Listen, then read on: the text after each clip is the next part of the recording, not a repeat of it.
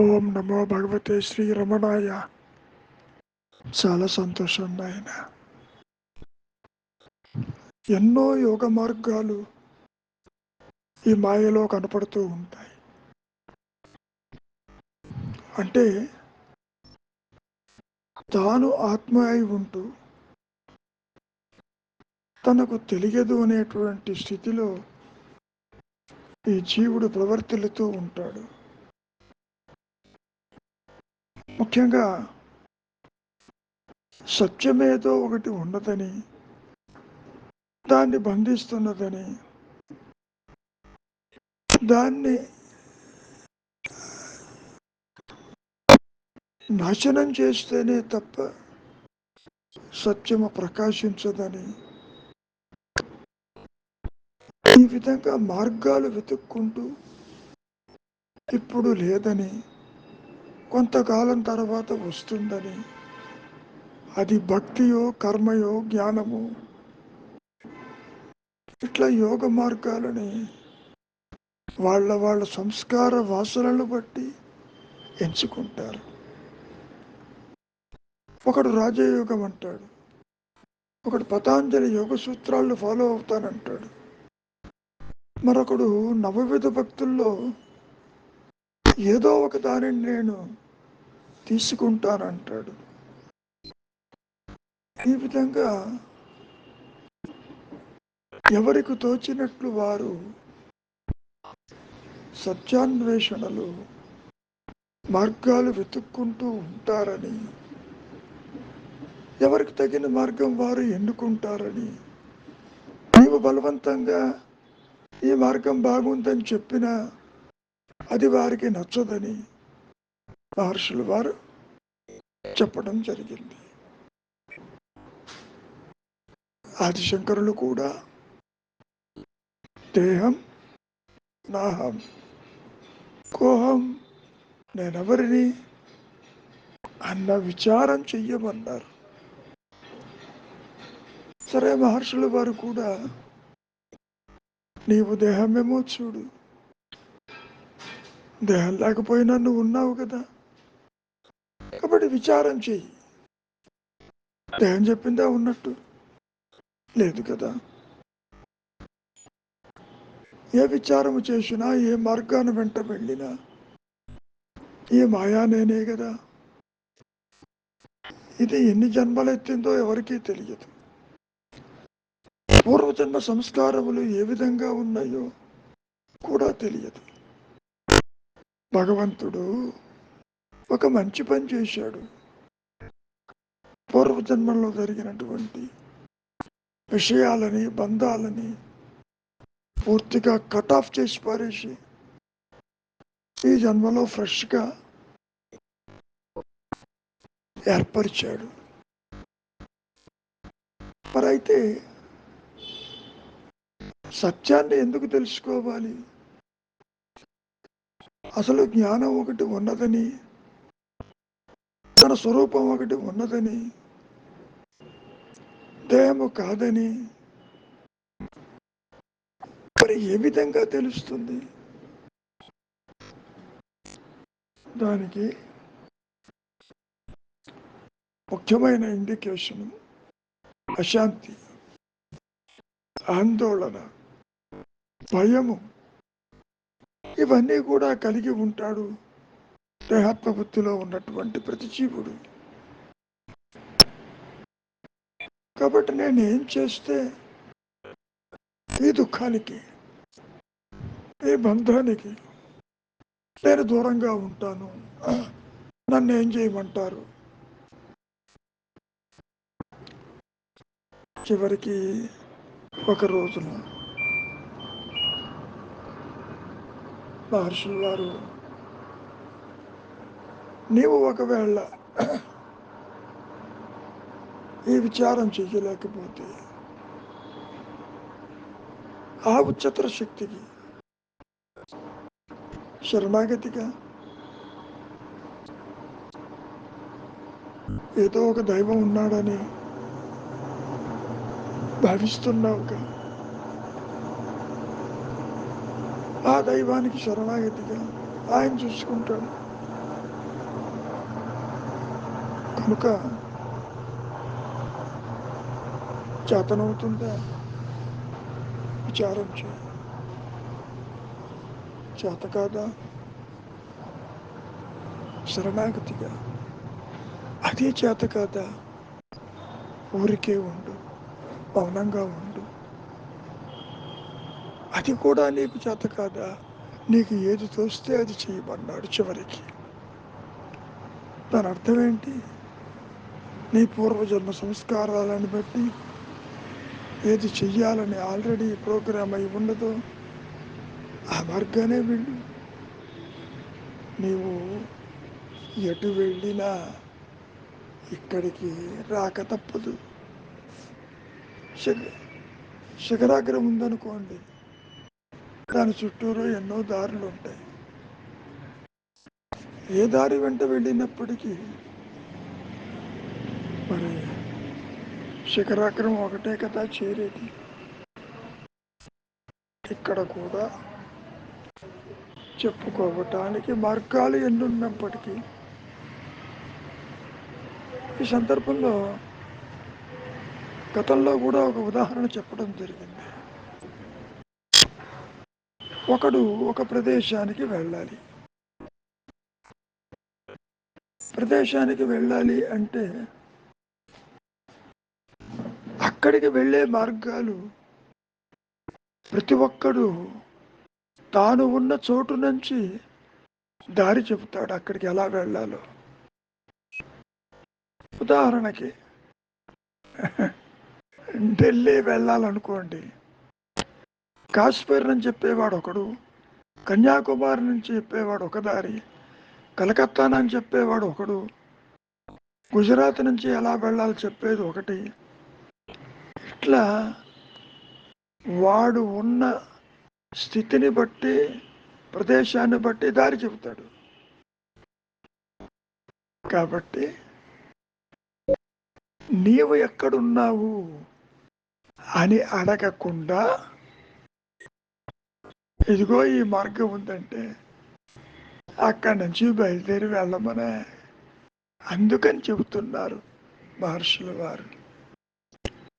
నీ పూర్వ సంస్కారములు అంటే నీవేం చేస్తే బాగుంటుందో, ఎటు వెళ్తే బాగుంటుందో, అసలు నీవెక్కడున్నావు. ఇప్పుడు ఎవరన్నా అడిగారనుకోండి, పలానా చోటుకి వెళ్ళాలి అంటే తాను ఉన్న చోటు నుంచి చెబుతాడు ఎలా వెళ్ళాలో. కానీ నీవెక్కడున్నావో కనుక్కోవాలి కదా. నీవు ఉన్న చోటు నుంచి నువ్వు బయలుదేరి వెళ్ళాలంటే ఆ చెప్పేవాడికి ఆ విషయం తెలియాలి కదా, తాను ఉన్న చోటు కూడా. లేకపోతే ఎలా చెప్పగలడు? తనకు ఆ దారి కూడా తెలియదు. ప్రతి ఒక్కడు రోజు వెళ్ళే మార్గంలో తాను ఉన్న చోటు నుంచి గమ్యం చేరతాడు. అంతేగాని ఎవరైనా ఎక్కడికి వెళ్ళాలో అంటే ఎలా చెప్పగలరు? అందుకని ప్రతి ఒక్కరూ వాళ్ళకి తోచినటువంటి మార్గాన్ని చెప్పటం ఈ మాయలో జరుగుతూ ఉంటుంది. నీ స్థితి ఏమిటి, నీవెక్కడున్నావో చెప్పు, అక్కడి నుంచి నువ్వు వెళ్ళాలని చెప్పే వారి సంఖ్య చాలా తక్కువగా ఉంటుంది. ముందు వాళ్ళకి అన్ని మార్గాలు తెలియాలి. ఫస్ట్ పాయింట్, తాను ఎక్కడుందో తెలియాలి, ఈ మార్గం వెళ్ళు అని చెప్పాలి. అలా కాకుండా నేను ఇట్లా వెళ్ళాను నువ్వు అట్లాగే రమ్మంటే అది కుదరదు. అందుకని చెబుతున్నారు మహర్షులు వారు. వాళ్ళ పూర్వ సంస్కారాలను బట్టి మార్గాలు ఉంటాయని, ఆలోచన సరళి ఉంటుందని చెప్పటం జరిగింది. నిజానికి మార్గమే లేదు. నీవే ఆత్మవై ఉంటూ, నీవే సత్యమై ఉంటూ, నీవున్న చోటునే, నీవు నిలిచిన చోటునే నీ సత్యము ప్రకాశిస్తూ ఉన్నప్పుడు బయట మార్గాలు వెతుక్కుంటూ వెళ్ళటం వల్లంతా మూర్ఖత్వం మరొకటి లేదు కదా. మార్గము అనేసరికి మనం గతంలో కూడా చెప్పుకున్నాం. ఇప్పుడు లేదు, కొంతకాలం తర్వాత అది వస్తుంది. అంటే ఇప్పుడు లేనిది తర్వాత వచ్చిన అదృశ్యమైపోతుందిగా.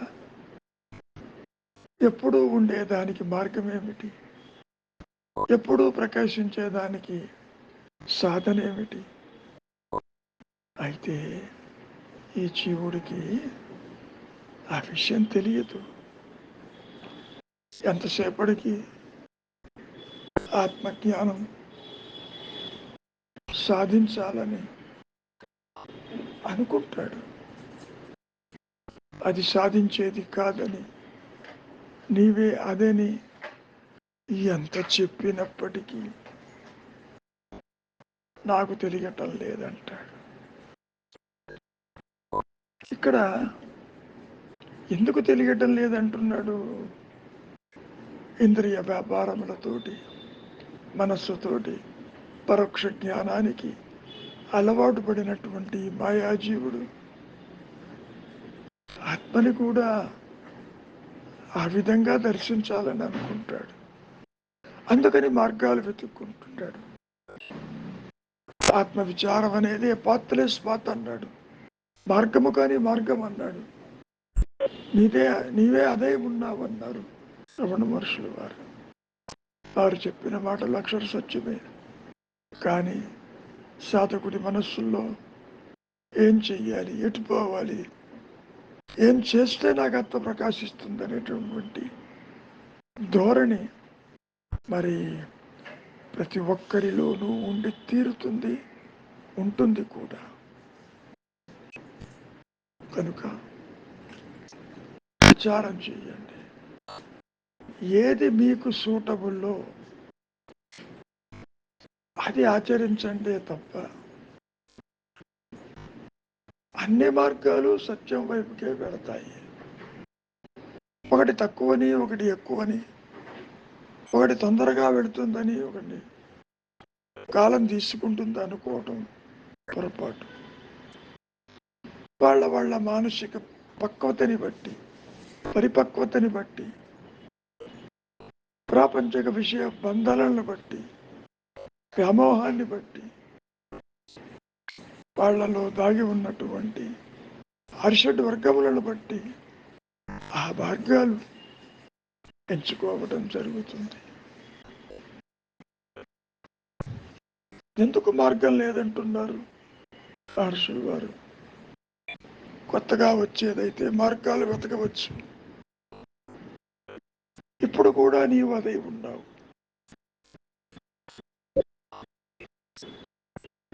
ఏది కొత్తగా రాదు. మరి నాకు తెలియటం లేదే. తెలుస్తుంది. ఈ మనస్సుని బాహ్య చింతన నుంచి వదిలిపెట్టు. చింతావిహీనంగా నీవు ప్రాపంచిక విషయ వాసనల యందు ఎంతో ఆసక్తి కలిగి ఉన్నావు. వాటి యందు దోషదర్శించి అప్పుడు నీకు ప్రశాంతత వస్తుంది. అంతేగాని గుడ్డిగా మహర్షి చెప్పారనో, ఇంకెవరో చెప్పారనో, నేను ఈ పద్ధతి వాడతానను, ఈ మార్గాన వెళ్తానను అనుకుంటే ఉపయోగం లేదు. ఎవరి మార్గం వారికి ఉంటుంది. వారు ఎన్ని చెప్పినా నీవది చెయ్యలేవు. అందుకనే మహర్షులు వారు ఏమంటున్నారు, ఈ విచార మార్గం అనేది పక్వచిత్తులకని, సన్యాసులకని, సర్వసంగ పరిత్యాగులకని, పరిణిత చెందిన వారు మాత్రమే ఇది చెయ్యగలరని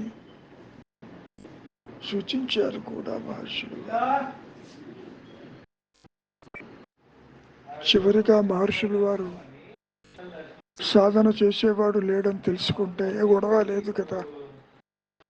ఏదో సాధన ఉన్నదని, కొత్తగా వస్తుందని అనుకునే దాని బదులు నీవెవరివో గుర్తించు, అందులో అన్ని మార్గాలు దాగి ఉన్నాయి అని చెప్పారు. దానికి విచార మార్గం అని పేరు పెట్టారు.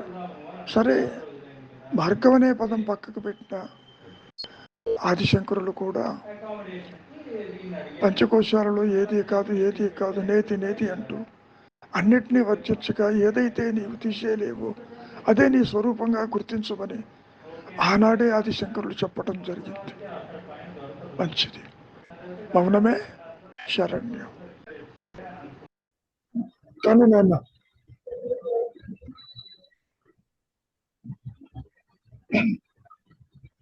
స్వరూప జ్ఞానానికి ఎవనికి తగిన మార్గం వాడు ఎన్నుకుంటాడు.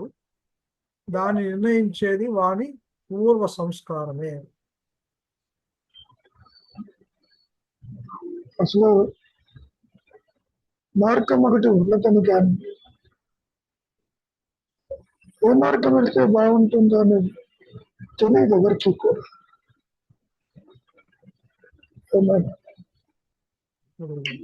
అసలు స్వరూప జ్ఞానం తెలుసుకోవాలి అనేటటువంటి స్థితి కూడా ఏర్పడదు.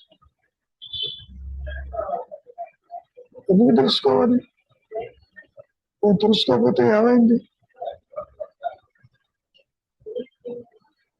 కాబట్టి చెప్పుకోవటానికి దేహం కాదు, నేను ఆత్మని అని తెలుసుకో. నీకు ఏ మార్గం కావాలంటే ఆ మార్గం వెళ్ళు, ఆత్మ తెలుసుకుంటామన్నంత తేలిక ఉండదు నాయన. ప్రతి ఒక్కడు కూడా జీవితంలో కష్టాలు, సుఖాలు, రాగాలు, ద్వేషాలు, మంచి చెడు, న్యాయమని అన్యాయమని ఎన్నో క్షోభలు అనుభవిస్తూ అశాంతిగా ఉంటాడు. చెప్పారు. సో ఈ అశాంతిని ఏ విధంగా ఏం చేస్తే పోతుందని ప్రతి సమస్యకి సొల్యూషన్ వెతుక్కుంటాడు. అసలు సమస్య నీవు దేహాత్మ బుద్ధి కలిగి ఉన్నావని తెలియదు. ఏమైనా కాబట్టి విచారం చేయమంటాడు. విచారం ఎందుకు చేయాలి? విచారం చేయకపోతే తెలియదా? కానీ విచారం చేసినంత మాత్రాన సమస్యలన్నీ సాల్వ్ అయిపోతాయా? ఆ మాట కూడా అడిగారు మహర్షులు. ప్రపంచంలో యుద్ధాలు జరుగుతున్నాయి, మీరు మౌనంగా కూర్చుంటే యుద్ధాలు అయిపోతాయా అన్నాడు. ప్రతి ఒక్కరూ కూడా నాయన భౌతిక దృష్టితో చూస్తారు. చెప్పినట్టు మెటీరియల్ గెయిన్ కావాలనుకుంటారు. ఓ సమస్య వచ్చింది, దానికి సొల్యూషన్ కావాలనుకుంటారు. అంతేగాని నీవెవరో తెలుసుకో, ప్రాబ్లం సాల్వ్ అవుతుందంటే ఊరికి తెలుసుకోదు. సమస్యకు పరిష్కారం కావాలి బడికి. అందుకని సూటిగా అడిగారు మహర్షిని. ప్రపంచంలో యుద్ధాలు జరుగుతూ ఉంటాయి, నేను ఎవరు తెలుసుకొని యుద్ధాలు అయిపోతాయా అన్నాడు పైగా. కాబట్టి ఇక్కడ మెటీరియల్ థింకింగ్ కి స్వరూప జ్ఞానానికి కలయిక ఉండదు. ఒక పక్కన సమస్యల్లో కొట్టుబెట్టాడుతూ ఉంటే సమస్య నుంచి ఎలా బయటపడాలో చూస్తారే తప్ప భగవంతుడు ప్రార్థించు, ఎవరో తెలుసుకో, సర్వ సమస్యలకి కూడా పరిష్కారం నేనెవరన్న విచారము అని మహర్షి చెప్పినప్పటికీ అది యూ డోంట్ యాక్సెప్ట్ ఇట్. నీకు ఈ సమస్యకి సొల్యూషన్ కావాలి. ఏదైనా కావచ్చు, పుట్టినప్పటి నుంచి మరణించేంత వరకు శారీరక, మానసిక, భౌతిక, ఆధ్యాత్మిక ఎన్నో సమస్యలు వస్తూ ఉంటాయి. అశాంతితో కుట్టుబెట్టాడుతూ ఉంటాడు జీవుడు. అసలు సత్యాన్వేషణ, సత్యం ఒకటి ఉన్నదని, తాను ఇది కాదని అది తెలుసుకోవాలన్న జిజ్ఞాస దైనందిక జీవితంలో ఎవరికీ ఉండదు. ఏదో కష్టాలు వస్తే దేవుణ్ణి ప్రార్థిస్తావు, పూజలు చేస్తావు, బాగుంటుంది అనుకుంటావు, కోరిక తీరుతుంది. ఇది ఒకవైపు.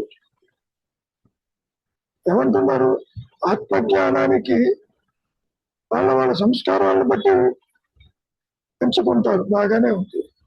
అసలు ఆత్మజ్ఞానం ఒకటి ఉన్నదని, అది తెలుసుకోవాలన్నటువంటి యొక్క ఆలోచన కూడా జీవుడికి రాదు. బయట ఎంత ప్రయత్నం చేసినా రాదు. ఎవరన్నా పిలిచి అడుగు, నువ్వు దేహంగా ఆత్మే తెలుసుకున్నావని అడుగు, నాకు అనవసరం, నేను జీవితంలో సంపాదిస్తాను, ఖర్చు పెడతాను, చూపిస్తాను, ఇది అంటాడు. అంతే కదా. పైగా మార్గం ఎంచుకుంటాడు అన్నాడు. ముందు తెలియాలి, తనకి ధ్యేయం తెలియాలి, గోల్ తెలియాలి, టార్గెట్ తెలియాలి, ఒక గమ్యం ఒకటి ఉన్నదని నువ్వు భావించాలి. అది లేకుండా నేను మార్గం ఎందుకు నీకు? ఎవరు పడితే వాడిని పిలిచి నువ్వు ఎవరిగా తెలుసుకో, ఈ సమస్యలు తీరిపోతాయంటే వాడు తెలుసుకుంటాడా?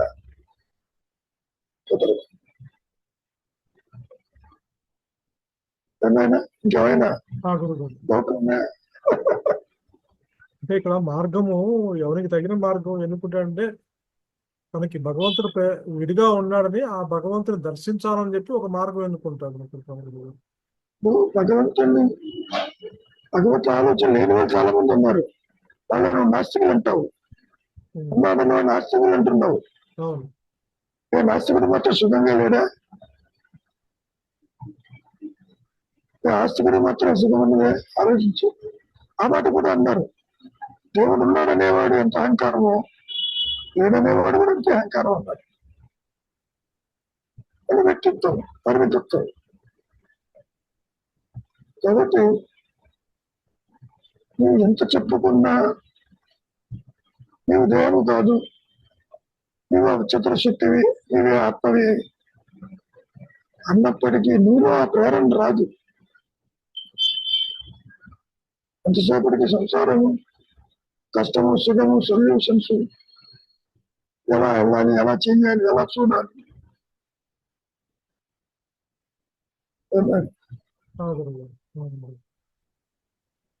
మార్గం ఎంచుకోవడం ఐడెంటిఫై చేస్తే ఇక్కడ స్వరూప జ్ఞానం కోసం మార్గం ఎంచుకోవట్లేదు, కానీ తనకి భగవంతుడు అనేవాడు ఎదురుగా ఉన్నాడని, అతని అనుగ్రహం, కృప కావాలని చెప్పి ఏదో అతన్ని స్తుతిస్తూ మార్గం ఎంచుకుంటున్నారు. ఇవన్నీ కూడా ఆస్తికులు అనుకుంటారు. నువ్వు దేవుడు అనుకుంటున్నావు కాబట్టి నువ్వు భగవంతుని సృష్టించుకున్నావు. God created man, man created God. either man or God were created అందరికీ. కాబట్టి ఆత్మజ్ఞానం ఒకటి ఉన్నదని, అది నాకు తెలియాలని ఈ సృష్టిలో ఎంతమందికి అటువంటి భావన కలుగుతుంది? మోస్ట్ ఇన్సిగ్నిఫికెంట్ ఉండదు. పూజలు చేస్తారు, పురస్కారాలు చేస్తారు, యాత్రలు చేస్తారు, అమ్మాయి వెళ్ళొచ్చామంటారు, ప్రసాదాలు తింటారు.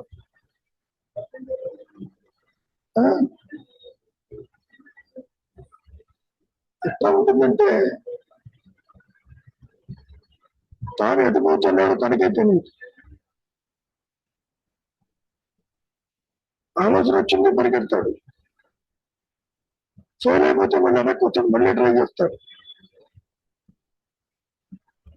ఇప్పుడు ఒక క్రీడాకారుడు ఉంటాడు, వాడు ఎంచుకున్నటువంటి యొక్క క్రీడా రంగంలో పరిగెత్తేవాడు పరిగెడుతూ ఉంటాడు, గోల్డ్ మెడల్ కోసం కావాలంటాడు. ఏమైనా చదువుకునేవాడు మంచి ఉద్యోగం కావాలంటాడు.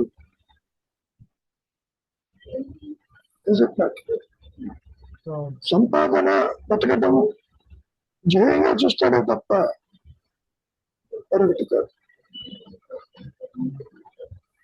నువ్వెంత చెప్పినా ప్రారంభము కర్మ అని అది నడిపిస్తుందని ఇదంతా కూడా ఒక రకమైన ఊహాజనితములు. నమ్మడెవడు?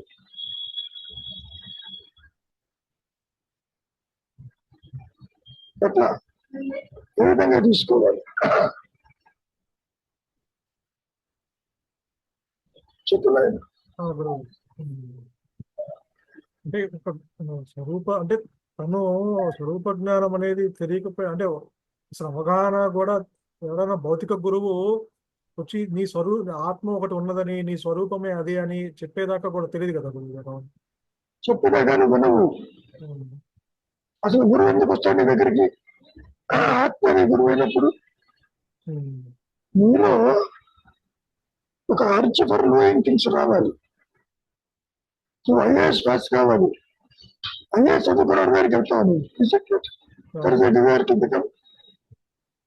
ఇవాళ సాఫ్ట్వేర్ మ్యాన్ నీ చదువు తగ్గట్టుగా ఎక్కడ పెరిగితే బాగుంటుందని చెప్పి నువ్వు పరిగెడతావు. నువ్వు కోరికతో పరిగెడతావు. ఏదో కంపెనీలో చేరుతావు. అది బాగుండకపోతే ఇంకో కంపెనీ చేరుతావు. ఇస్తున్నట్టు ఏ కంపెనీతో ఒకే బంధం ఉండదు కానీ కాబట్టి బాగోగులు కన్వీనియంట్ అవునా కదా నువ్వు డిసైడ్ చేస్తావు.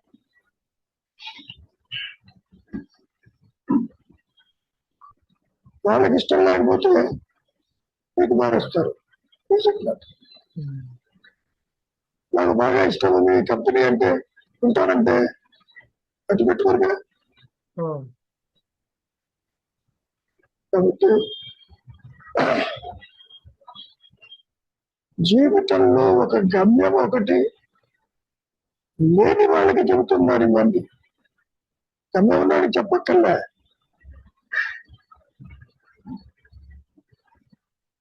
You create a target. వాడికి టార్గెట్ లేదు. మహర్షిని దర్శించడానికి అందరూ వస్తూ ఉంటారు. వాళ్ళ పర్స్పెక్టివ్ లో అడుగుతూ ఉంటారు. జీవితం అంతా కష్టాలుగా ఉంది, అశాంతిగా ఉన్నాను, ఎవరికో చూడమంటాడు. ఎవరికో చూస్తా కష్టాలు పోతాయా? ఆలోచించు.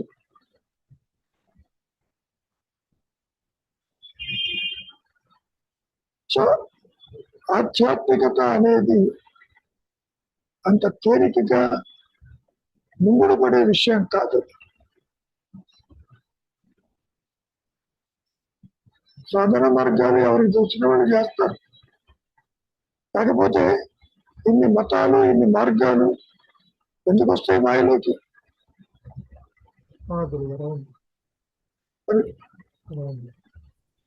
నీ మతం తప్పు అంటే మరి నీ మతాన్ని నువ్వు సమర్థించుకోవడానికి గొడవలే కదా. మరి మతంతో నీకేం పని? కాబట్టి ఏ ఒక్కటి కూడా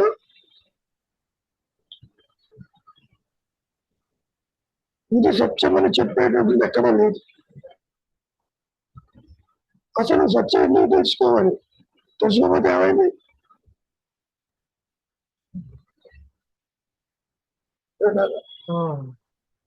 తెలుసుకోకుండానే పునరపి మరణం పునరపి జననం లాగా ఉందో లేదో నాకు అనవసరం. ఉందో లేదో కూడా అవసరం. ఇప్పుడు మన దేశం నీకు బురదల్లో అయిందో ఏ కారణంతో వచ్చావో నీకు తెలియదు. జన్మరాహిత్యం జన్మరాహిత్యం అంటూ మొదలు మొత్తుకున్నారు. జన్మరాహిత్యం అయితే జీవుడు లేడుగా, ఉన్నది అనవసరం తెలియదుగా. నా దృష్టి ఏమిటి అంటే ఆయన మీకు ఒక పర్పస్ ఉండాలి. మీరు జయం కనుక ఉంటే మార్గం అనేది ఉంటుంది. జీవితంలో ప్రతి ఒక్కళ్ళు వాళ్ళ దృష్టితోనే మార్గాలు చెప్తారు. అది కూడా మెసేజ్ లో పెట్టాను. నువ్వు ఢిల్లీ పోవాలనుకో, వాడు ఉన్న చోట చెప్తాడు దారి. నీవెక్కడున్నావని అడగరు. ఇప్పుడు మహర్షి అయినా శంకరులైనా వాళ్ళ దృష్టికోణంలో చెప్తారు. మీ స్థితిని బట్టి ట్రీట్మెంట్ ఉండదు. తోడికి ఏమన్నాడు? నేను ఎంత వస్తే చేయకున్నాడు చెప్పారు.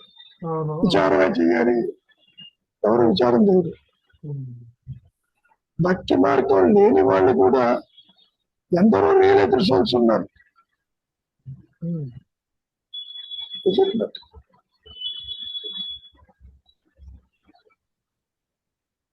కాబట్టి అసలు పాయింట్ ఏమిటంటే వాళ్ళ సంస్కారాన్ని బట్టి మార్గాలు ఎత్తుక్కుంటారు అన్నాడు. అంతవరకు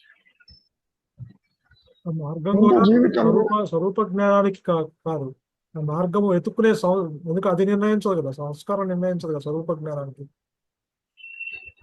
అసలు స్వరూపం ఉన్నదని అది నేను తెలుసుకోవాలని, ఏ విధంగా తెలుసుకుంటానని ఒక సంకల్పం రావడానికి కూడా మరి సంస్కారం కావాలి కదా. ఆ సంస్కారం సహకరించాలి. కాబట్టి ఇది అంత తేలికగా వంట పట్టేది కాదు. నీలో ఆకలి లేకపోతే నేను ఇది చేశాను, అది చేశాను, ఇత్తను అత్తను అంటే తింటావా నువ్వు?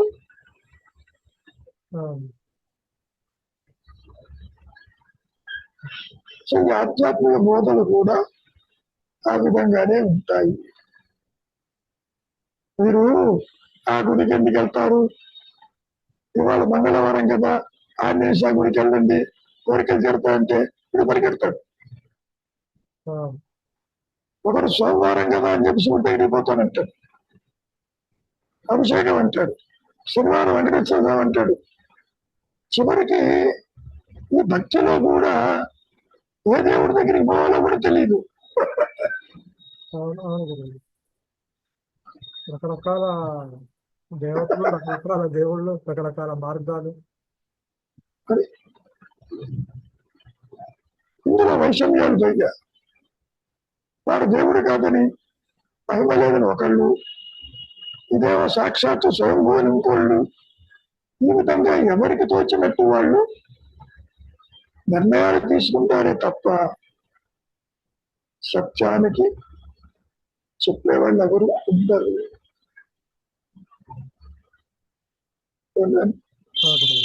అల్టిమేట్ గా ఏమిటి అంటే చేయము. గోల్ ఈజ్ వెరీ ఇంపార్టెంట్ ప్రతి ఒక్కరికి. జీవితంలో నీకు సంపాదనే గోలా, సంసారమే గోలా, తోడు ప్రతిష్టనే గోలా,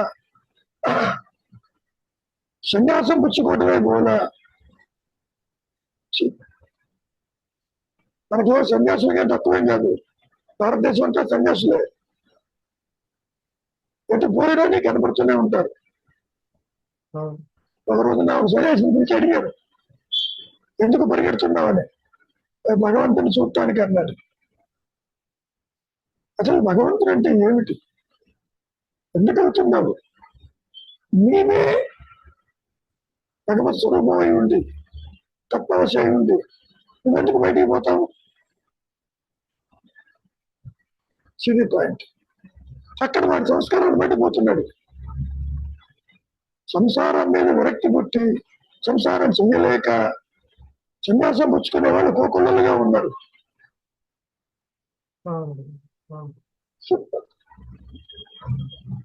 అట్లా కాదు, సన్యాసం పుచ్చుకోవద్దు.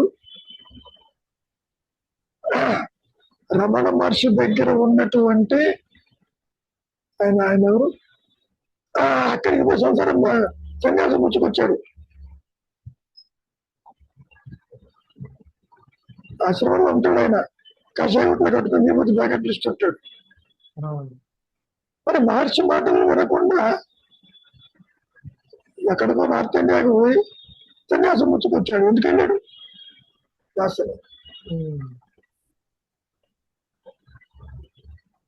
కొన్ని చూస్తూ ఉంటే ఈ మాయలో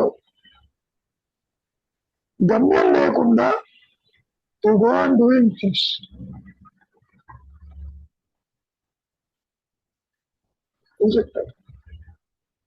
కాబట్టి జీవితంలో ఒక టార్గెట్, గమ్యం ఉంటే గమ్యం సెర్చ్ పడదు. మీకు ఒక సబ్జెక్ట్ నేర్చుకోవాలి, ఆ కోరిక ఉంది. ఎవరు చెబుతారో నువ్వు వెతుకుతావు. ఆకలిగా ఉంది, ఎక్కడ తింటే బాగుంటుందని వెతుకుతావు.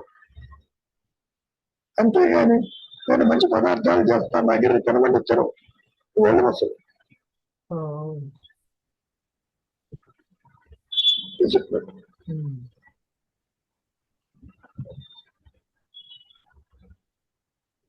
ఏది ఏమైనా ఎవరి వారి కర్మానుసారంగా పూర్వవాసనలుగా వాడు బిహేవ్ చేస్తాడే తప్ప నీవు చెప్పటం వల్ల మారే ప్రసక్తి లేదు, ఉండదు అట్లా.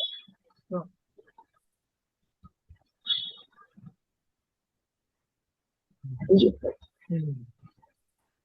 అవన్నీ ఎంత మార్గంలో ఎంత ముందుకు వెళ్ళినా కూడా అది స్వరూప జ్ఞానానికి మాత్రం చేర్చదు.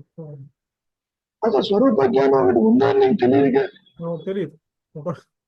ఇప్పుడు చెప్పేవాళ్ళు మాత్రం మేము ఉన్నదే నేను చూశానని చెబుతున్నారా, ఇది ఏది కాదో చెబుతున్నారు. అంతే అంతే. శంకరులైనా మహర్షులైనా ఎవరో జ్ఞానాన్ని అందించడంలో ఇక్కడ విచారించు నీవు అదేను. ఒక రకంగా తీసుకుంటే ఒక అతను కూడా చెప్పాను ఎగ్జాంపుల్. ఒక క్రాస్ రోడ్ లో ఉంటాడు మానవుడు, ఎటు పోవాలో తెలియదు, ఏ మార్గం ఎటు తీసుకెళ్తుందో తెలియదు. అప్పుడు అడుగుతున్నాడు, నీవెక్కడికి వెళ్ళాలి, జీవితంలో నీ ధ్యేయం ఏమిటి, నీ లక్ష్యం ఏమిటి? అది లేనప్పుడంతా గందరగోళంగా ఉంటుంది. నువ్వు ఏ కారణం చేతిలో పుట్టావు బాగానే ఉంది, సంసారంలో పెరుగుతున్నావు, కష్టము అన్ని బాగానే ఉన్నాయి. ప్రతి ఒక్కరి జీవితం ఇంకో జీవితంలాగా ఉండదు నాయన.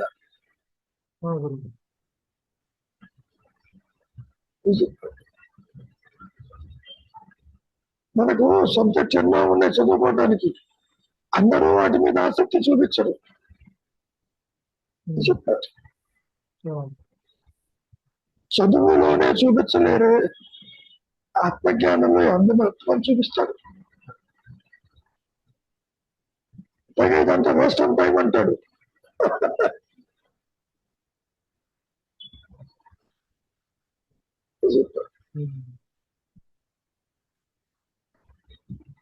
అంటే గురువుగారు చెప్తాను. పూర్వ సంస్కారం నిర్ణయిస్తుంది అంటే వారి వారి వాసనలను బట్టి వారు ఎంచుకునే మార్గం ఉంటుందా గురువు గారు? అంతే కదమ్మా. ఇప్పుడు మార్గం అనేది ఉండాలని తెలియాలిగా. గురువు గారు ధ్యేయం ఏంటి? సరాసరి నీకు ఎవరివో తెలుసుకుంటే ఎవరు ముందుకు రాడు, తెలుసుకున్నాడు కూడా. అవును గురువు గారు. పుట్టిన ప్రతి వాడికి కూడా జీవుడికమ్మా వాసనలు, కోరికలు, ఎక్స్పెక్టేషన్స్, టార్గెట్స్, అచీవ్మెంట్స్ ఉంటాయి. గురువు గారు ఇల్లు కావాలను, సంసారం కావాలను, ధనం కావాలను, సుఖంగా ఉండాలను, ఇది సామాన్యంగా అందరికీ ఉంటుంది. గురువు గారు భగవంతుడు ఒకడు ఉన్నాడు దర్శించాలను, ఇది కాక ఆత్మ ఒకటి ఉన్నదను అది తెలుసుకోవాలనుకున్న వాళ్ళు కృష్ణపరమతి అని చెప్పాడు, 1000 మందిలో ఒక్కడే వస్తాడు నాగిరికి అన్నాడు. ఇప్పుడు పాపరేజంలో. అవును గురువు గారు. మరి యుగాలు మారుతూ ఉంటే పాపులేషన్ పెరుగుతుందిగా. ఆయన 1000 మందిలో ఒకడంటే ఇప్పుడు నేనే ఉంటానంటే 1,00,00,000 మందిలో 0.01 కూడా ఉండరు.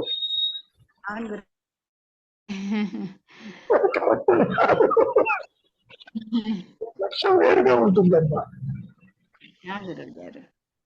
ఎంతసేపటికి సుఖప్రాప్తి కోసం ఎక్కడికి పోతే బాగుంటుందా, ఎక్కడ సంపాదిస్తే బాగుంటుందా, ఎవరితో ఉంటే బాగుంటుందా, ఎవరిని వదిలించుకుంటే బాగుంటుందా, ఇట్లా ఆలోచిస్తారు. సో ఈ బాడీ మైండ్ కాంప్లెక్స్ ని హౌ మేక్ ఇట్ కంఫర్టబుల్ చూస్తాం, అది మన టార్గెట్. జీవితంలో హాయిగా ఉండాలి, ప్రాబ్లం లేకుండా అనుకుంటాడు. మహర్షి అంత చెప్పినా సర్వ సమస్యలకి పరిష్కారము మీరు ఎవరిలో తెలుసుకోమంటే ఆయన మాటని 0.01% కూడా ఎవరు తీసుకోరు.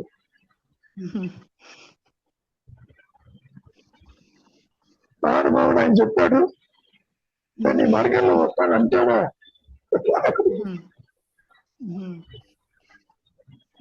ఎందరో లక్షల మంది వచ్చారు మహర్షి దగ్గరికి, వింటారు, వాళ్ళు చేసే వాళ్ళ కర్మ వాళ్ళు చేస్తూ ఉంటారు. ఒకసారి నువ్వు ఇంట్రాస్పెక్షన్ చేసుకుంటే దేవుడే లేడు నువ్వే ఉన్నావు అన్నావు, అమ్మాట రెండు పొద్దున్న లేచి దేవుడి గురించి పరిగెడతాడు. గాడి తాట అన్నాడు, తాట కాదు నిజంగా ఉన్నాడంటాడు, అంటే పోతాడు. రాష్ట్రాలు ఎవరింటారు?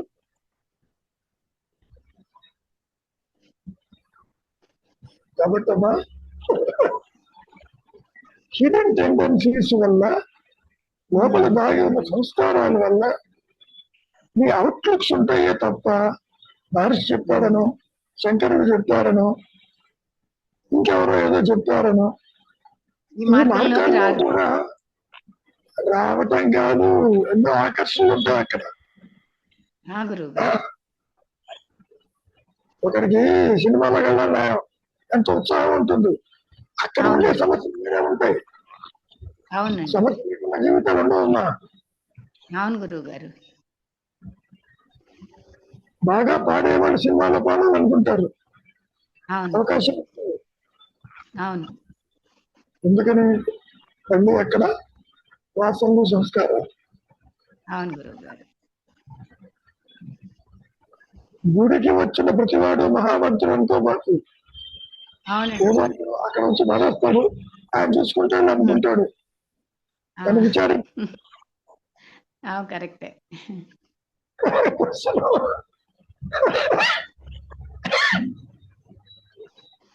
ముందు తనకేం కావాలని తెలిపోవాలి. అది తేలకుండా అని చెప్తాను, నిన్ను మహా జ్ఞానం చేస్తానండి, అందరూ పోరు అక్కడికి.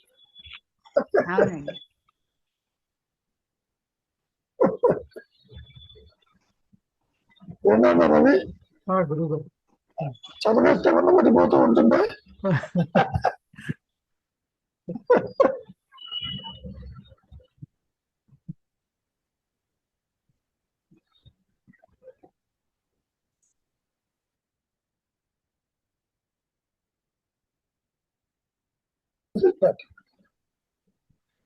ఏ రంగంలో ఉండాలి, ఏ ఇంట్రెస్ట్ లో ఉండాలి. ప్రహ్లాదునికి ఎందుకు భక్తి ఏర్పడింది?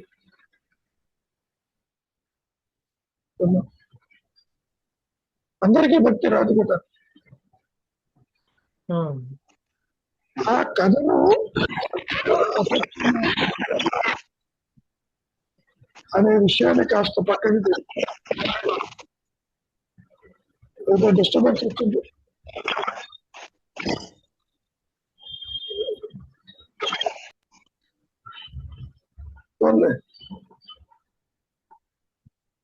ఇది కూడా వాసనాపూరిత లేకపోతే డిస్టర్బెన్స్ లేదు.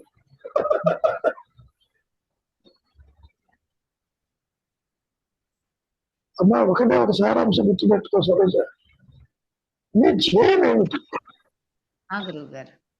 ఇప్పుడు వయస్సు మీరిపోయింది, ఇప్పుడు జయాలు మారవు. స్టార్టింగ్ లో ఉన్న జయం పోతే ఎప్పుడూ ఎగిరిపోతుంది. కాబట్టి ఏ విధంగా ఉండాలి, వెళ్ళాలి అనేది ఈ సంస్కారం నిర్ణయిస్తుంది.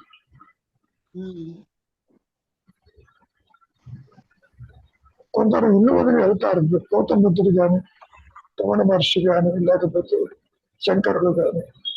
ఆయన కాలంలో ఉండొచ్చుగా, వెతుక్కుంటే ఎందుకు దేనికోసం వెళ్ళాడు?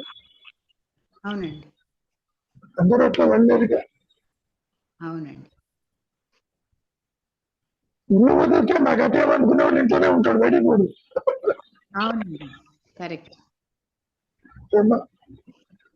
కనుక నీ వాసన సంస్కారాలు నిన్ను నడిపిస్తాయే తప్ప వారు చెప్పారు కదా అని చెప్పి నువ్వు వాటి నడవలేవు. కరెక్టే గురువు గారు, కరెక్ట్. ఆత్మజ్ఞానం ఒకటి ఉన్నదని మార్గం ఎత్తుక్కోవాలి. అసలు మార్గమే లేదంటుంటే ఒక పక్కన అవునండి.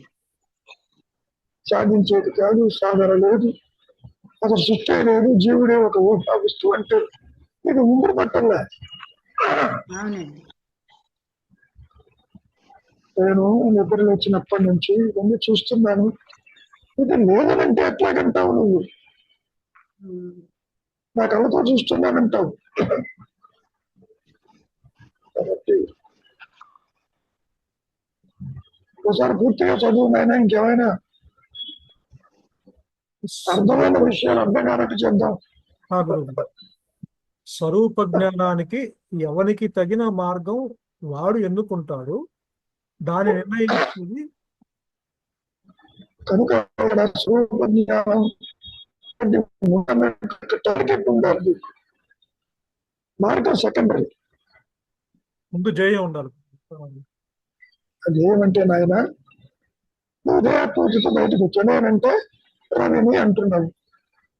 ఈ దేహాత్మతో వచ్చిన వాడికి ఇది కాదు, ఇది లేకపోయినా నేను ఉన్నాను అనేటువంటి అది తెలుసుకోవాలన్నటువంటి సంకల్పం ఉండాలి నీకు. అది లేకపోతే ఉపయోగం ఏంటి గురువు చెప్పు.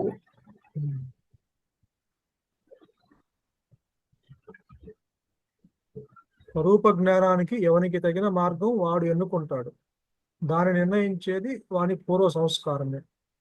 That's okay. అంటే గురువుగారు, మరి ఇప్పుడు ఆ స్వరూప జ్ఞానం, ఇప్పుడు మీరు ఒక టార్గెట్ ఉండాలంటున్నారు ఆధ్యాత్మిక ప్రయాణంలో. అంటే నాకు శాంతి కావాలని, ఈ అశాంతి నుంచి బయటపడాలని, నిరంతరము ఈ యొక్క దుఃఖం నుంచి బయటపడాలని ఒక పెట్టుకున్నప్పుడు, అక్కడ మరి ఆ టార్గెట్ ఏమో స్వరూప జ్ఞానం పక్కన పెట్టినా సరే ముందు ఒక శాంతి కావాలి, మనసుకు ఒక శాంతిగా ఏర్పడాలి. అంటే అశాంతిగా ఉండాలిగా. అశాంతిగా ఉన్నవాడికి శాంతి కావాలి. అవును గురువు గారు. అశాంతిగా ఎందుకున్నావు? సరాసరిగా శాంతి కావాలంటే కొందరు ఎందుకు అశాంతిగా ఉన్నావు? అదే అవును. Account of your desire, non fulfilment. ఏంటి అశాంతి కారణం ఏంటి? చాలా ప్రాపంచిక విషయాల్లో జోక్యం చేసుకుంటాం కానీ, లేకపోతే లోపల ఉన్న అదే ఆ క్రోధం, కామము, ఈ కోరికలు ఇవన్నీ మిళితమై డిస్టర్బెన్స్ క్రియేట్ చేయొచ్చు కదా గురువు గారు. అదే వాసన అంటే. వాటంతా బయటికి రావు నాయన. నీవు ఒక దాన్ని చూసినప్పుడు నేను కోరిక బయలుదేరుతుంది. లోపల వాసన ఉంటేనే కోరిక వస్తుంది, అంత రాదు.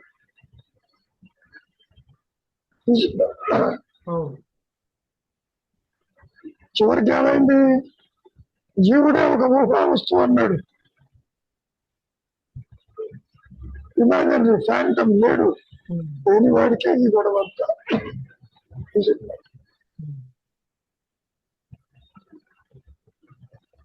నేను ఎట్లా చూస్తాను అంటే, నీ చేయమేంటి? ఏ కారణము చేతనో దాని వచ్చాడు బాగానే ఉంది. What is that you want to achieve? అది తేలకుండా నేను ఇది చేస్తాను, అది చేస్తాను.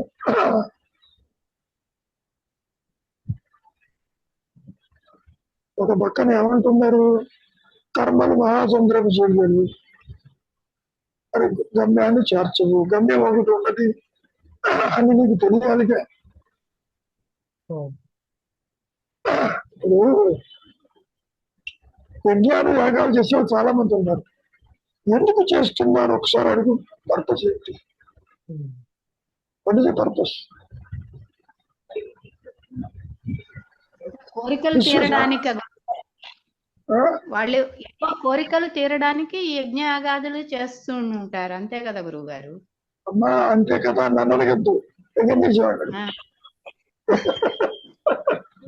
మీరు ఆ రోజు చెప్పారు, మీరు రోజు మేము పూజ చేస్తున్నాం అంటే నీకేదో కోరిక పెట్టుకునే కదా పూజ చేస్తున్నావు అన్నారు కదా. అమ్మా కోరిక అది కూడా అలాంటిదే. ఎందుకు పర్పస్ ఏంటి? అదే గురువు గారు. పర్పస్ ఏమిటి? ధ్యేయం ఏమిటి? ఎటు పోవటానికి, ఏది రావటానికి, ఏది పోవటానికి. జయం పెట్టుకున్నప్పుడు దానికి కావాల్సిన మార్గము ఎలా వస్తుంది గురువు గారు? అంటే ఇప్పుడు నువ్వేం చదువుకున్నామైనా గురువు గారు పోస్ట్ గ్రాడ్యుయేట్ చేశారు గురువు గారు. ఎందుకు చేయాల్సి వచ్చింది? ధ్యేయం ఉందా లేదా? ఉంది గురువు గారు. అదే సబ్జెక్ట్ అది కంప్యూటర్స్ గురువు గారు కదా. మరి సంస్కృతం చదవాలా, తెలుగు చదవాలా, వైవిధ్యం చదవాలా? కానీ నాకు ఇంట్రెస్ట్ లేదు. ఇది పాయింట్.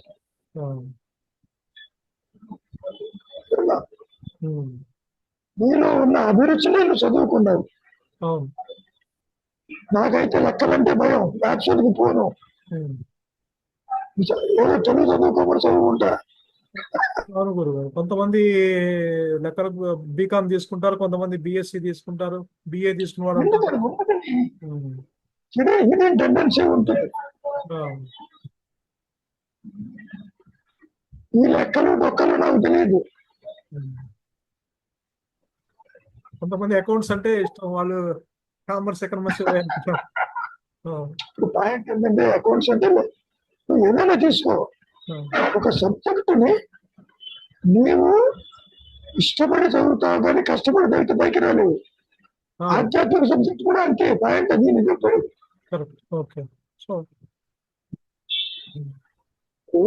జీవనోపాధికి ఉద్యోగం రావడానికి ఆ రోజుల్లో మెట్రికులేషన్ చదువుకుంటే సార్ చాలా గొప్ప సిద్ధించాడు. I'm talking about 1950s. ఆ తర్వాత చదివే వాళ్ళ సంఖ్య ఎక్కడా లేదు, చాలా పర్సంటేజ్ తక్కువ.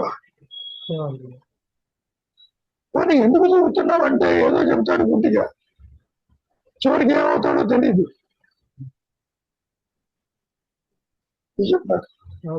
కాబట్టి what to study, what not to study, again depending upon your internal వాసన. అది లేదు. కొందరు వేదాలు దాని మీద ఇష్టం ఉన్నప్పుడు ఆటోమేటిక్ గా ప్రణాళిక అట్లా వచ్చేస్తుంది. చూస్తాను. అదే ఇష్టము అంటే టార్గెట్. ఇప్పుడు వేదాలు చదువుకోవాలి, వేద పాఠశాలకు వెళ్తాం.